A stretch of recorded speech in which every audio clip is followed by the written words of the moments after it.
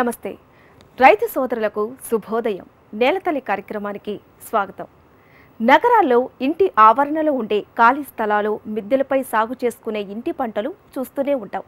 కానీ మిద్దె తోటలు అపార్ట్మెంట్ల వరకు కాకుండా ఇండిపెండెంట్ ఇళ్ల వరకే పరిమితమయ్యాయి. ఎందుకంటే విశాలమైన ఇళ్లలో తప్ప అపార్ట్మెంట్లలో ఉండే వాళ్లకు మిద్దె తోటల పెంపకం అనువుగా ఉండదని చాలామంది భావన.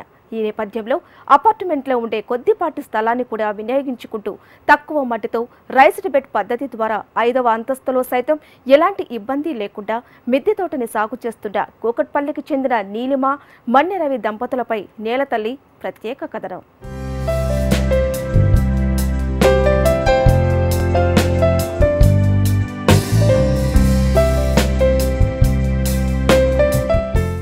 కూకట్పల్లికి చెందిన మన్నె రవి, నీలిమ దంపతులు 10 సంవత్సరాల నుండి తమ అపార్ట్మెంట్లో మిద్దె తోట సాగు చేస్తున్నారు. ఆ క్రమంలోనే వారు సాగు చేసుకునే మిద్దె తోటలో తక్కువ స్థలాన్ని వాడుకుంటూ ఫ్లోర్ డ్యామేజ్ వంటి సమస్యలు తలెత్తకుండా రైజ్డ్ బెడ్స్ పద్ధతిని ఉపయోగిస్తున్నారు. మరి ఈ పద్ధతిలో సాగు గురించి వారి మాటల్లోనే తెలుసుకుందాం. నేను బేసికల్గా బిల్డర్నండి. మేము కట్టే అపార్ట్మెంట్స్లో కూడా పైన ఫ్లోర్లో ఎలా టెర్రస్ గార్డెన్ మెయింటైన్ చేయొచ్చు అని మా దగ్గర కొనుక్కున్న ఫ్లాట్ ఓనర్స్ అందరికి కూడా మేము చెప్తా ఉన్నాము. సో అలాగే మేము పైన ఫ్లోర్లో ఉండే వాళ్ళకి ఒక అపోహ ఉంటుంది అనమాట. ఏంటంటే టాప్ ఫ్లోర్లో టెర్రస్ గార్డెన్ మెయింటైన్ చేస్తే పైన స్లాబ్ డ్యామేజ్ అవటం, అలాగే పైన సీపేజెస్ కానీ ఇవన్నీ కూడా ఇబ్బందులు ఉంటాయి అని చెప్పేసి వాళ్ళు అనుకుంటూ ఉంటారు. కానీ మనం స్లాబ్ వేసే టైంలోనే కొన్ని జాగ్రత్తలు తీసుకుంటే అలాంటి డ్యామేజెస్ కానీ సీపేజెస్ కానీ అలాంటి ఇబ్బందులు రాకుండా మనం చేసుకోవచ్చు. అది ఎలాగంటే కొన్ని మనం స్లాబ్ వేసే టైంలోనే కొంచెం థిక్నెస్ పెంచుకోవాలి. అలాగే పైన మనం రైజ్డ్ బెడ్స్ అని మనం ఒకటి తయారు చేసుకుంటే ఫ్లోర్ లెవెల్లో కాకుండా కొంచెం రైజ్డ్ బెడ్స్ చేసుకోవచ్చు అనమాట.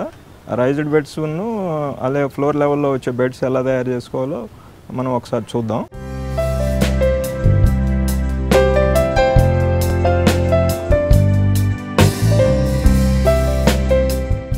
ఇది ఫ్లోర్ లెవెల్ మీదే బెడ్ తయారు చేసామండి. ఇది దాదాపుగా ఒక 7 to 8 feet నుంచి ఒక 3-3.5 అడుగులు వెడల్పు ఉంది. ఫ్లోర్ లెవెల్లోనే మనం బెడ్ తయారు చేసాం. దీనికి ఏంటంటే కింద స్లాబ్ మీద వాటర్ ప్రూఫింగ్ ట్రీట్మెంట్ చేసిన తర్వాత ఒక 1 to 2 inches థిక్నెస్ మళ్ళీ స్లాబ్ వేసుకోవాలన్నమాట. ఆ స్లాబ్ వేసుకున్న తర్వాత దాని మీద వాటర్ ప్రూఫింగ్ చేస్తాం.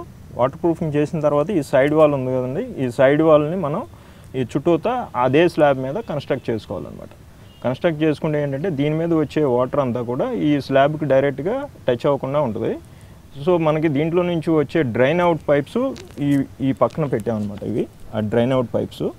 ఆ డ్రైన్ అవుట్ పైప్స్లో నుంచి దీంట్లో ఉన్న ఎక్సెస్ వాటర్ మనం పోసినప్పుడు కానివ్వండి, లేదంటే వర్షం వచ్చినప్పుడు మనం ఎక్స్ట్రా ఉన్న వాటర్ అంతా కూడా దాని నుంచి బయటకు వచ్చేస్తుంది.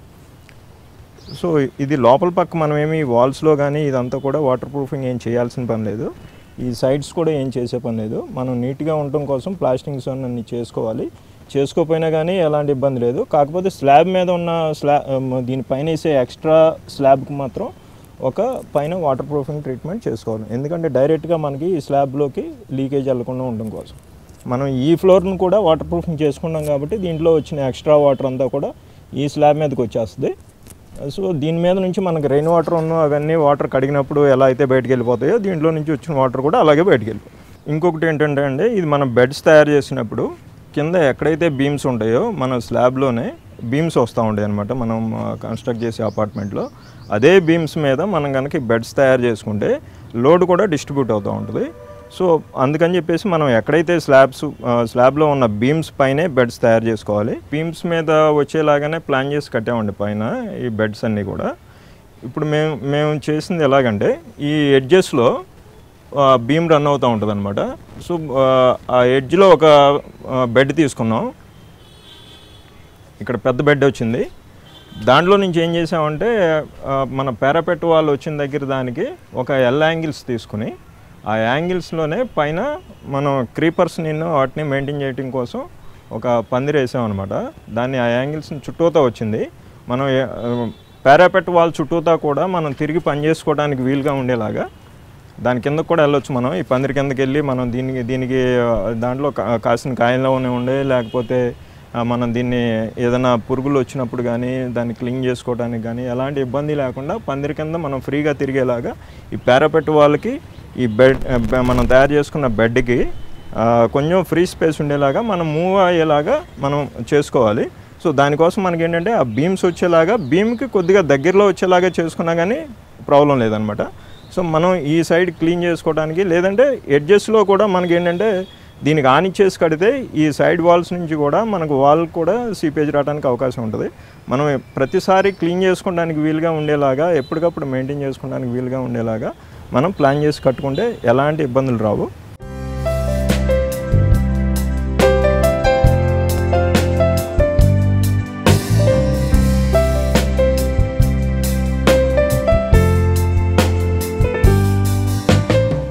బెడ్స్ బీమ్స్ మీద తయారు చేసుకోవాలనుకున్నాం కదా, బెడ్స్ తయారు చేసుకున్న తర్వాత మధ్యలో మనకి స్లాబ్ ఏరియా కొద్దిగా ఖాళీగా అనిపిస్తుంది.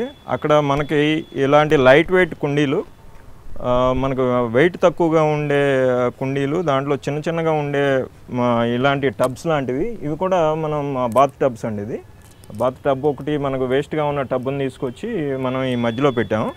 మధ్యలో పెట్టి ఇది చిలకడ దుంప అనమాట. దాంట్లో లోపల దుంపలు వస్తూ ఉంటాయి. ఇదంతా క్రీపర్గా ఉండి మనకు కూడా చూడటానికి కూడా చాలా అందంగా ఉంటుంది.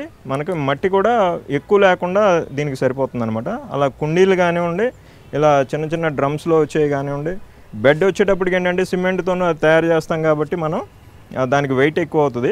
ఇలాంటి లైట్ వెయిట్ కుండీలు, డ్రమ్లు ఇలాంటివి మధ్యలో ఉన్న ప్లేస్లో పెట్టుకోవచ్చు అనమాట. బెడ్స్ తయారు చేసుకుంటాం ఒక ఎత్తు అయితే, దాంట్లో మట్టి ఎంత వేసుకోవాలి, దాంట్లో ఎక్కువ వేయాలా తక్కువ వేయాలా అనే దాని మీద చాలామందికి ఒక అవగాహన లేక దీని మీద స్లాబ్ మీద ఎక్కువ లోడ్ వేస్తారు. మట్టి ఎక్కువగా ఉంటే దాంట్లోకి వేళ్ళు అవి లోపలికి వెళ్ళి మనకి మొక్కలు బాగా వస్తాయని అనుకుంటారు, కానీ అలాంటి అవసరం లేదండి.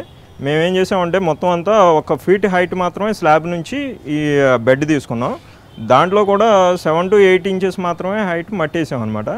మట్టి వేస్తే దీంట్లో మనం క్రీపర్స్ పెడితే ఈ చిక్కుడు చెట్టు పెట్టామన్నమాట. ఇది చాలా బాగా వచ్చింది. మనకు మట్టితో పాటు దాంట్లో ఏంటంటే కంపోస్ట్ ఒకటి, వర్మీ కంపోస్ట్ ఒకటి, అలాగే కిచెన్ వేస్ట్తో తయారు చేసిన మనం ఎరువులు కూడా వాడుకుంటే మొక్కలు చాలా బాగా వస్తాయి. కానీ మనం మట్టి ఎక్కువ వేసి స్లాబ్ మీద ఎక్కువ లోడ్ తీసుకున్నంత మాత్రాన మనకు మొక్కలు బాగా పెరగవు. అది కాకుండా దీనికి వచ్చే పురుగుల్ని వాటిని కూడా మనం ప్రతిరోజు చూసుకుంటా ప్రతి పార్ట్ని మనకి, ఎందుకంటే ఎక్కువ ఉండవు కాబట్టి మనకి చూసుకోవడానికి మనకున్న రోజువారీ 1 గంట గంటన్నర ఆ టైంలోనే దాంట్లో పురుగులు మొదలైన టైంలోనే మనం కనుక దాన్ని చూసి దాన్ని కనుక తీసేస్తూ ఉంటే పెద్ద పురుగులు మందులు వాడాల్సిన అవసరం కానీ లేకపోతే దానికి వేరే రకమైన మెయింటెనెన్స్ కానీ ఇంకేముండదు. పురుగు ఎక్కడైనా కనపడితే దాన్ని ప్రతిసారి చూసినప్పుడల్లా తీసేస్తూ ఉంటాం.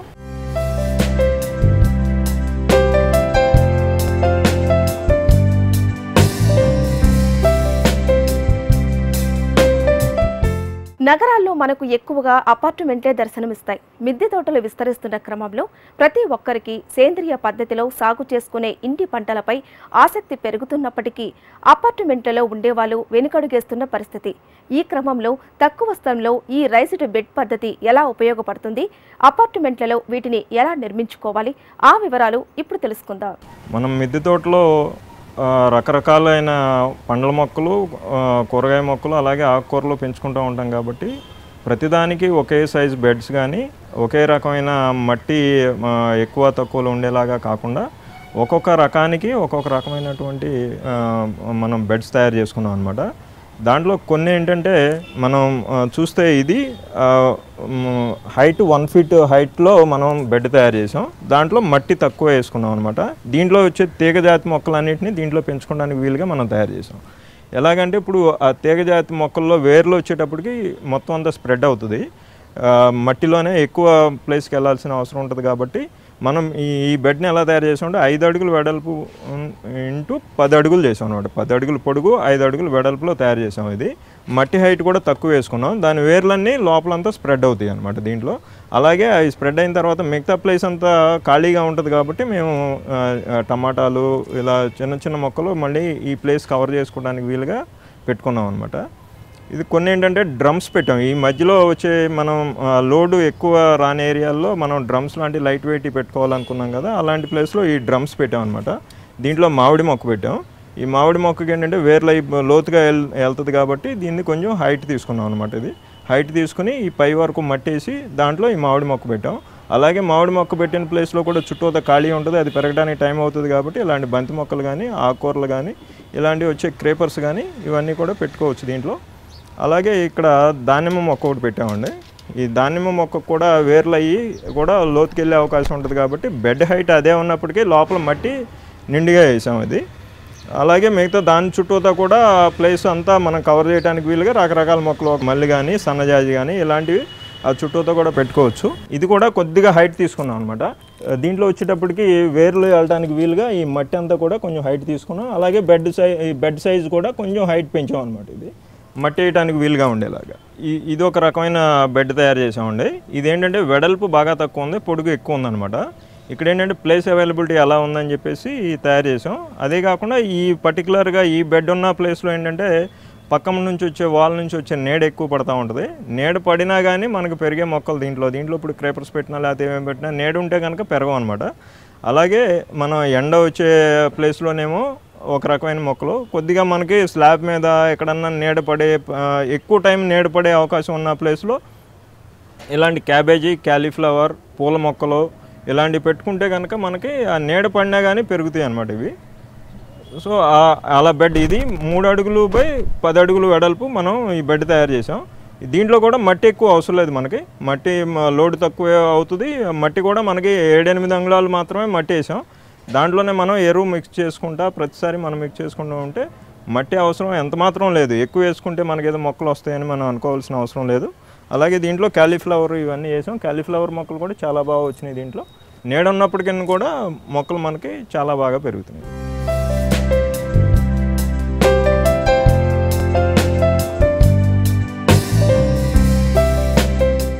ఇక్కడ ఏంటంటే అన్ని టమాటా మొక్కలు పెట్టామండి ఈ బెడ్లో. దీనికి కూడా మట్టి ఎక్కువ అవసరం లేదు.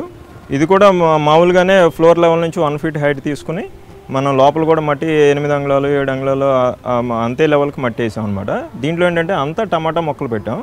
టమాటా మొక్కలు ఏంటంటే మనం మట్టి మీదే కనుక మనం టమాటాని వదిలేస్తే కిందన్నీ పురుగు పట్టి లేకపోతే ఆకులన్నీ కుళ్ళిపోయి మనకి మొక్క అంతా నీట్గా రాదు. సో దీన్ని ఏం చేసామంటే ఇలా పైకి పందిరిలాగా ఒకటి తయారు చేసాం అనమాట. దీనికి ఈ పందిరి కూడా ఏం చేసామంటే మట్టిలో కనుక ఉండేలాగా ఉంటే ఈ స్టెయిన్లెస్ స్టీల్ తీసుకున్నాం. ఈ స్టెయిన్లెస్ స్టీల్ని 2 పక్కలా పెట్టి పైన కూడా ఒక స్టీల్ది ఒక చుట్టూతా ఒకటి తయారు చేసి అది కూడా పెట్టాం అనమాట. దీనికి ఏమవుతుందంటే మట్టిలో ఉంటే కనుక మామూలుగా ఐరన్ ఫ్రేమ్ అయితే కనుక తుప్పట్టిపోతూ ఉంటుంది. స్టెయిన్లెస్ స్టీల్ అయితే మనకి ఎలాంటి ఇబ్బంది రాదు. సో మనకి ఎక్కువ కాలం ఇలాగే నిలబడి ఉండడం కోసం మనం ఏమి దీనికి కింద యాంకరింగ్ కానీ ఇలాంటిది ఏమీ చేయలేదు. ఒట్టి మట్టిలోనే నిలబెట్టి దానికి తాళ్ళు వేలాడేసాం అనమాట. ఈ తాళ్ళు వేలాడేస్తే ఏంటంటే మొక్క ఇలా పైకి నుంచుని మనకి టమాటాలు కూడా చాలా బాగా పైకి పెరుగుతాయి అనమాట. కింద మట్టి మీద ఉంటే కనుక ఆకులు కుళ్ళిపోయి ఇదంతా కొద్దిగా ఇబ్బందులు వస్తాయి, పురుగు కూడా ఎక్కువ పడుతూ ఉంటుంది. మనకి ఇలా నిలబెట్టుకుంటే కనుక మనకి ఎలాంటి ఇబ్బంది రాదు, మనకి దిగుబడి కూడా ఎక్కువ వస్తుంది.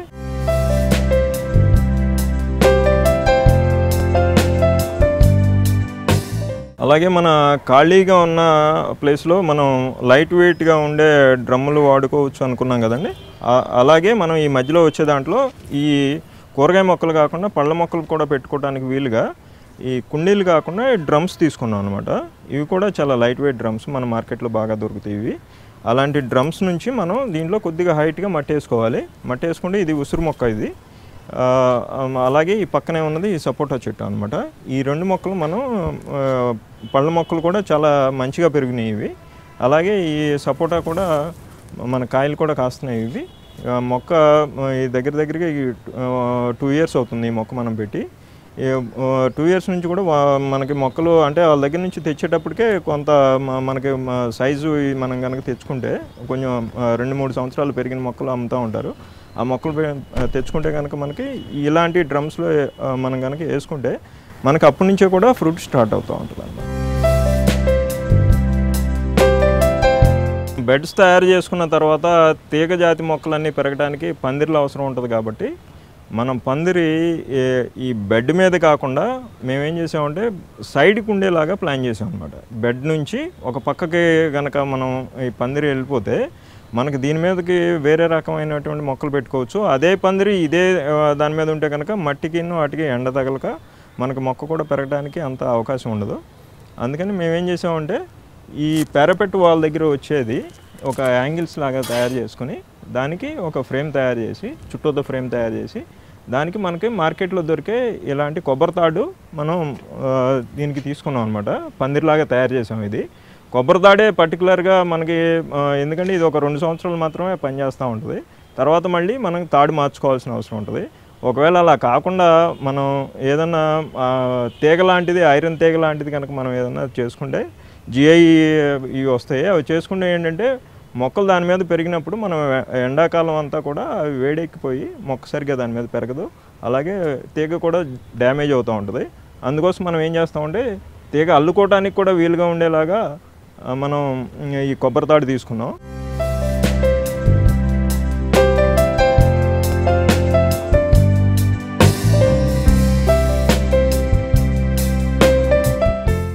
మొక్కల పెరుగుదల విస్తీర్ణాన్ని బట్టి బెడ్లు నిర్మించి ఖాళీ స్థలంలో డ్రమ్ములలో పండ్ల మొక్కలు మిశ్రమ పంటలను సాగు చేస్తున్నారు ఈ దంపతులు. అంతేకాకుండా మడుల్లో నింపే మట్టితో ఎరువుల మిశ్రమాన్ని ఉపయోగిస్తూ మిద్దెలపై బరువుతో ఒత్తిడి పడకుండా తీసుకుంటున్న జాగ్రత్తలు వారి మాటల్లోనే తెలుసుకుందాం పదండి. 2 లెవెల్స్లో టెర్రస్ గార్డెన్ మెయింటైన్ చేస్తున్నాం. ఒకటేమో మేము ఉండే ఇంటి పైన అనమాట, ఇంకొకటేమో మేము ఉండే ఇంటి పక్కనే ఒక ఖాళీ ప్లేస్ ఒక 500 నుంచి 600 SFT వరకు ఓపెన్ స్పేస్ వదిలేసాం. మొదట్లో మేము ఏంటంటే ఇంతవరకే గార్డెన్ మెయింటైన్ చేద్దాం మనం అని చెప్పేసి స్టార్టింగ్ స్టేజ్లో దీన్నే మెయింటైన్ చేసాం అనమాట. తర్వాత మనకి కొంచెం దీంట్లో అనుభవం వచ్చిన తర్వాత మనం పైన కూడా స్టార్ట్ చేసి తర్వాత చేసాం. మొదట్లో చేసినప్పుడు ఏంటంటే దీన్ని ఫ్లోర్ కింద ఉండే అపార్ట్మెంట్లో ఉండే వాళ్ళకి వీలుగా ఉండేలాగా ఈ ఫ్లోర్ లెవెల్లోనే మనం బెడ్ తయారు చేస్తే మనకేంటంటే కింద దానికి లీకేజెస్ ఇవన్నీ ప్రాబ్లం వస్తుందన్న ఉద్దేశంతో దీన్ని ఏం చేసామంటే కొంచెం హైట్ తీసుకున్నాం. పైన మనం చూసిన దానికి దీనికి తేడా ఏంటంటే అదేమో ఫ్లోర్ లెవెల్లోనే ఉంది. ఇది వచ్చేటప్పటికి ఫ్లోర్ నుంచి ఒక 1.5 feet హైట్లో తీసుకున్నాం అంట. 1 feet హైట్లో కూడా కిందంతా ఒక దీనికి సపోర్టింగ్ పిల్లర్స్ తీసుకున్నాం. ఆ పిల్లర్స్ తర్వాత మనం దాని కింద కాంక్రీట్ స్లాబ్ చేసాం. స్లాబ్ మీద వాటర్ ప్రూఫింగ్ చేసాం. దాని తర్వాత ఈ సైడ్ వాల్ కన్స్ట్రక్ట్ చేసాం అనమాట.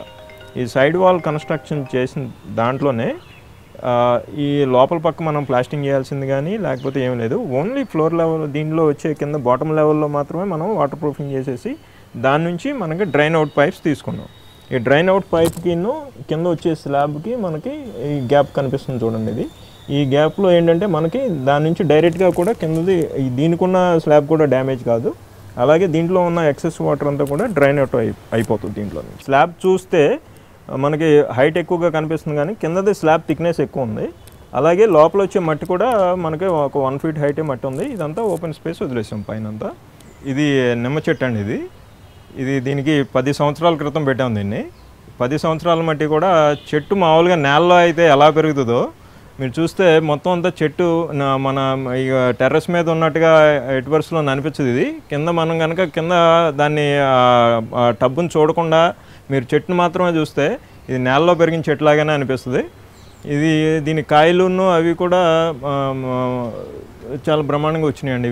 దీనికి మట్టి కూడా మనం ఎక్కువ తీసుకోలేదు. డ్రమ్లో కూడా హాఫే తీసుకున్నాం అనమాట. సగం డ్రమ్ము పైదంతా కట్ చేసేసి దాంట్లో కూడా మట్టి తక్కువ వేసాం. దీనికి ఏంటంటే ప్రతిరోజు కిచెన్ నుంచి వచ్చిన వేస్టేజ్ కానివ్వండి, అలాగే మనం బియ్యం కడిగిన తర్వాత వచ్చే నీళ్లు ఇవన్నీ కూడా దీంట్లో వేస్తూ ఉంటాం అనమాట. సో దాంతో ఏంటంటే మనం ప్రత్యేకమైన ఎరువులు కానీ లేకపోతే ఇంకోటి కానీ దీనికి ఏమీ వాడట్లేదు. ఎలాంటి అధిక బరువు పడకుండా 2 వరుసల సాగు విధానంలో శాశ్వత పారాపీటు వాల్ని నిర్మించి తీగజాతి మొక్కలను కూడా పండిస్తున్నారు. మిద్దె తోటలకు ప్రభుత్వాలు కూడా ప్రోత్సాహం ఇస్తున్నందున అపార్ట్మెంట్లలో ఈ పద్ధతిలో నగరవాసులు అందరూ సాగు చేస్తే పచ్చటి వాతావరణాన్ని సృష్టించిన వాళ్ళమవుతామని అంటున్నాడు రవి. ఇక్కడ మా ఇంటి పక్కన ఉన్న ప్లేస్ని మేము 2 రకాలుగా వాడుతున్నామండి. దీన్ని ఒకటి ఏంటంటే పర్మనెంట్ స్ట్రక్చర్ చేసాం పందిరేయటానికి మొత్తం అంతా.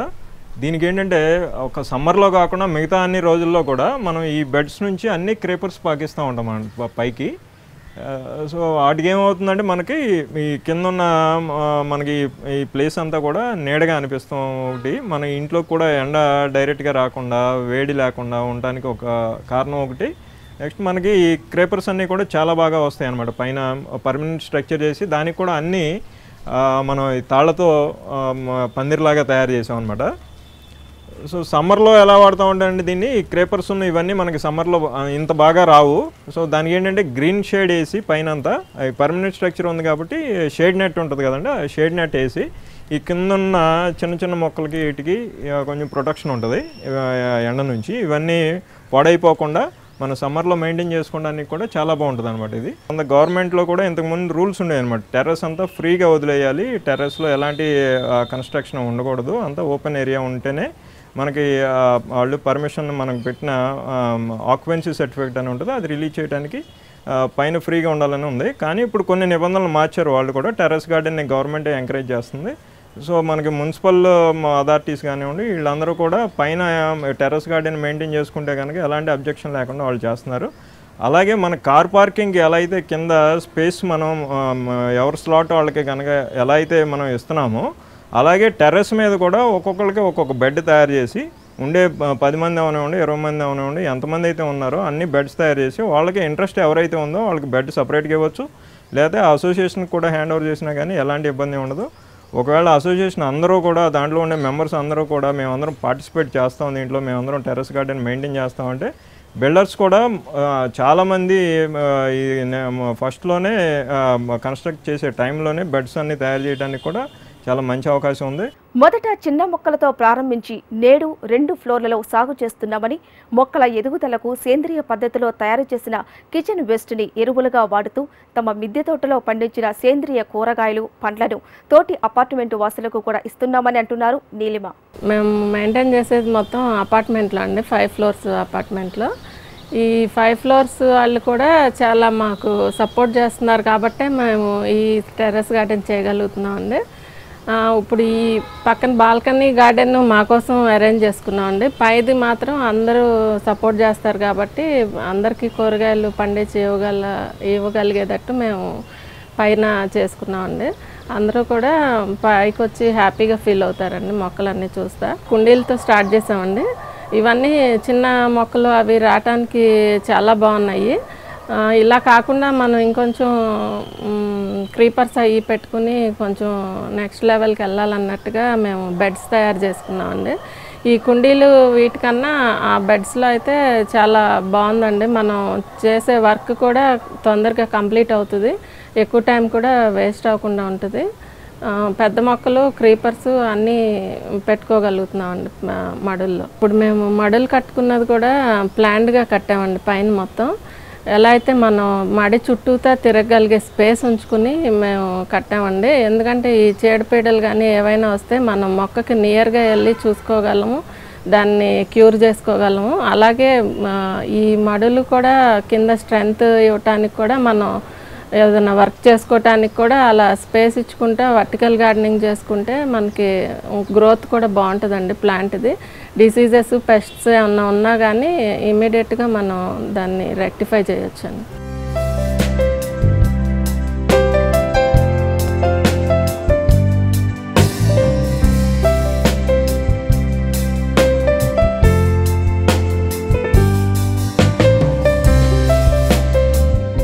కంపోస్ట్ తయారు చేసుకోవటం కూడా చాలా ఈజీ అండి. చాలామంది వాళ్ళు ఎలా తయారు చేసుకోవాలి, స్మెల్ వస్తుందని ఇలా డౌట్స్ అనుకుంటారు. అయితే ఈ కిచెన్ వేస్ట్ మనం ఇలా డ్రమ్స్లో చేసుకోవాలండి. ఈ బకెట్స్లో చేసాం మేము. చిన్న సైజ్ బకెట్ పెట్టుకుంటే ఏంటంటే మనం ఒక బకెట్ ఫిల్ అవగానే నెక్స్ట్ బకెట్ వేసుకుంటామండి. అయితే ఉల్లిపాయలు కానీ ఫుడ్ కానీ వేయకుండా ఓన్లీ వెజిటబుల్ పీల్స్ వేసుకుంటే మీకు ఇది వాసన రాకుండా ఉంటుందండి.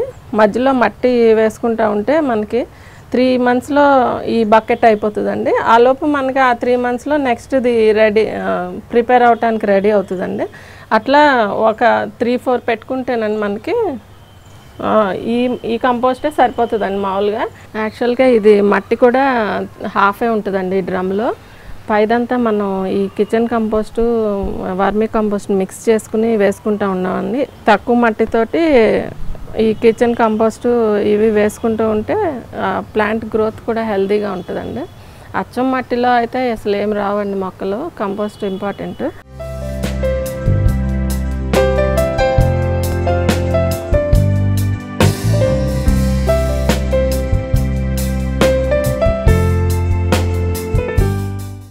ఇవాల్టి నేలతల్లి కార్యక్రమం. నమస్తే.